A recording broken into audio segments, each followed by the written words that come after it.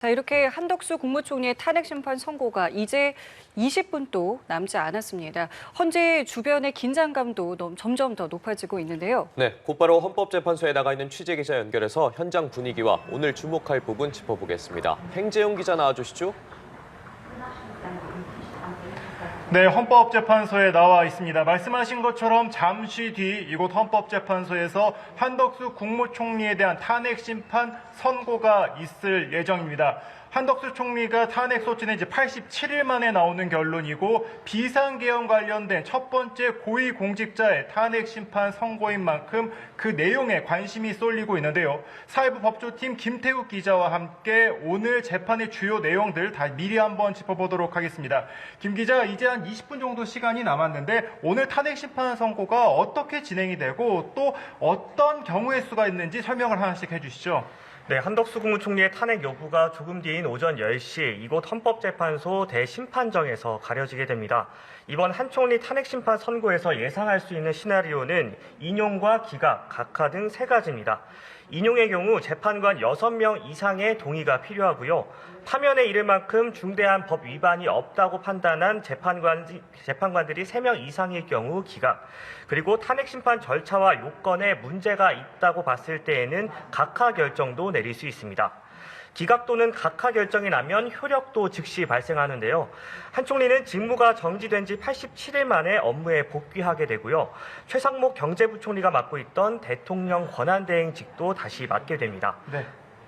말씀하신 것처럼 오늘 한 총리가 이제 파면이 되느냐 아니면 직무에 복귀해야 되느냐 그 이제 갈림길에 놓여져 있는 상황인데요.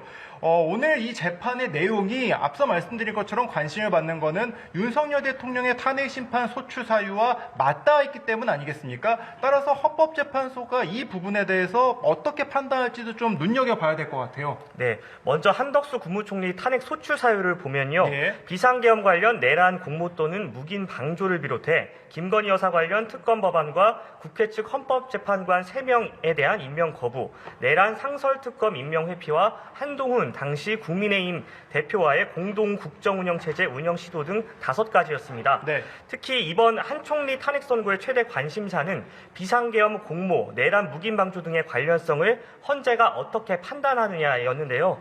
앞서 한 총리는 다만 수사기관에서 이제 수사기관과 헌법재판소에 나와서 비상계엄 전 선포 국무회의가 절차상 요건을 갖추지 못했고 계엄을 만류했다는 입장도 꾸준히 밝힌 바가 있습니다. 예. 그래서 이번 재판관들이 계엄 선포의 헌법 법률 위배 가능성, 그다음에 이런 쟁점 일부를 윤 대통령과 일단 공유하는 만큼 이번 한 총리 탄핵 선고 결정문에 이제 이 내용들이 어떻게 담기느냐, 이런 것들로 봤을 때 또 윤 대통령 사건에서 이런 그 계엄 관련한 부분을 어떻게 판단하느냐를 미리 볼 수 있는 가늠자가 되고 또 그 계엄 관련한 재판관들의 시각을 이제 엿볼 수 있는 힌트가 될 것이라는 관측이 나오고 있는 겁니다. 네, 다만 이번 판결에서 아무래도 윤석열 대통령의 탄핵 심판 선고가 이루어지기 전인 만큼 헌재가 이 부분을 좀 신경 써서 일부러 말을 안 할 수 있다, 이 같은 관측도 나오는데 이 부분은 어떤 내용입니까? 워낙 윤 대통령 선고에 대해서 좀 관심이 지대하고 또 이것 관련한 이제 국민의 이제 분열 양상, 이제 국론 분열 양상도 크기 때문에 헌법재판관들 역시 이런 전망과 예측도 충분히 인지를 하고 있습니다. 그래서 이번 한 총리 선고 결정문에서는 윤 대통령 사건을 예측할 수 있는 부분을 최대한 덜어내고 한 총리 사건을 별개로 떨어뜨려 놓기 위해서 결정문을 다듬는 작업을 했을 거라는 예측도 나오고 있는데요. 잠시 뒤에 실제로 선고 결정문이 어떻게 나오는지를 봐야 이 부분도 확인할 수 있을 것 같습니다. 네, 그렇습니다. 오늘 또 하나 주목해야 될 부분 중에 하나가 바로 이 정족수 논란 아니겠습니까? 한덕수 국무총리를 이 총리로서 탄핵하는 정족수가 맞느냐, 아니면 권한대행이니까 대통령의 정족수를 적용해야 되느냐, 이 같은 논란이 있었던 상황인데요. 이 내용은 좀 어떤 건지 이것도 좀 설명 부탁드립니다. 네, 한덕수 총리 탄핵 소추안은 윤석열 대통령의 탄핵 소추안이 통과된 지 13일 만인 지난해 12월 27일에 더불어민주당 주도로 192표를 얻어서 국회 본회의 문턱을 넘겼습니다. 그런데 이 부분과 관련해서 여당 즉 국민의힘 측의 이의 제기가 있었는데요.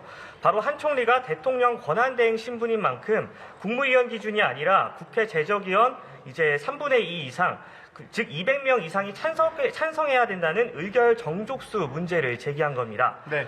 예, 한편 우원식 국회의장은 국무총리인 만큼 과반수 이상, 즉 151명만 넘어도 된다라고 이제 보고 이제 탄핵 소추를 가결을 했는데, 이에 대해 국민의힘 의원 108명이 우 의장을 피청구인으로 하는 권한쟁의 심판을 청구한 상태입니다. 네. 네, 헌재는 아직 그 의결 정족수 관련 권한쟁의 심판 결론을 아직 내진 않은 상태인데요. 이번 한 총리 탄핵 심판 선고와 관련해서 헌재 측이 이제 이 부분을 어떻게 판단할지, 또 이제 앞으로 이번 판단으로 인해서 권한대행을 탄핵한 첫 사례인 만큼 정족수를 어떻게 정립하느냐, 이게 지금도 진행되고 있는 최상목 권한대행 탄핵 추진 등에도 영향을 미칠 가능성이 남아있는 상황입니다. 네, 그렇습니다. 말씀하신 것처럼 오늘 이번 선고에는 이 정치권에 관심도 매우 높습니다. 지금 저희 헌법재판소 밖의 상황을 조금 취재한 내용을 들어보니까 나경원 의원 등 국민의힘 의원들이 지금 막 헌법재판소에 도착을 해서 이번 선고를 직접 보기 위해서 들어간다고 합니다. 지금 현재 헌법재판소 앞에서 이야기를 하고 있다고 하는데, 아무래도 국민의힘 입장에서도 이번 재판 자체가 이 정치권의 의미가 워낙 큰 부분이 있기 때문에 그 부분을 좀 더 관심 있게 보기 위해서 직접 선고에 직접 나서서 이렇게 헌법재판소에 온 것은 아닌가 싶습니다. 자, 이제 관심을 더 끌고 있는 내용을 하나만 더 이야기를 해보자면, 윤석열 대통령의 탄핵심판 선고일이 아직도 안 나온 상태 아니겠습니까? 오늘 한 총리의 탄핵심판 선고가 있는 만큼 이제 곧 윤석열 대통령의 탄핵심판 선고가 임박했다는 관측도 나오는데, 오늘 헌법재판소가 선고일을 말할 가능성이 있나요? 네, 우선 헌법재판관 8명이 한자리에 모인 만큼 추가 평의와 논의를 통해서 선고 기일을 다시 발표할 가능성도 있습니다. 다만 내일 당장 선고하기에는 청사 방호와 교통 협조 등의 문제 등으로 인해서 어려울 가능성이 있는데요. 네. 때문에 이번 주 내에 선고를 하려면 통상 2, 3일 전에 선고 기일을 발표하는 관례, 그리고 방호 교통 준비 문제 등을 위해서 최소 화요일에서 수요일 사이에는 선고 기일을 발표해야 이번 주 선고가 가능할 것으로 보입니다. 다만 수요일에는 더불어민주당 이재명 대표의 선거법 위반 항소심이 예정돼 있고, 예. 또 고3 모의고사도 예정돼 있어서요. 네. 이제 수요일 선고에 나설 경우에는 교통통제, 소음 등 이제 수험생에 미칠 영향을 끼칠 가능성도 지금 재판관들이 고려를 하고 있을 것으로 보입니다. 예.